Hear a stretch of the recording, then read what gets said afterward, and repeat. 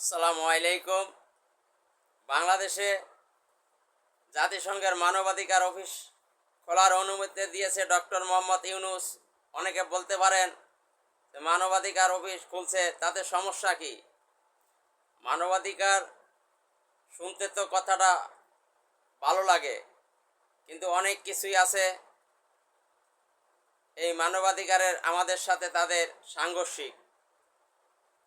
যেমন আমাদের দেশে লিভ টুগেদার, এটা ইসলাম প্রমোট করে না, কিন্তু তাদের দৃষ্টিতে তাদের হিসেবে সেটা মানবাধিকার। নগ্ন ব্যয়পনা, এটা আমরা বলি মানবাধিকার লঙ্ঘন, আর তারা বলে এটা মানবাধিকার।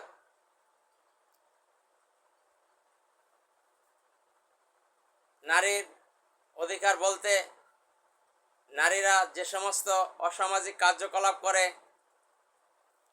এটা মানবাধিকার নয়, কিন্তু তারা যখন আন্দোলন সংগ্রাম করবে তখন জাতিসংঘ বলবে এটা মানবাধিকার।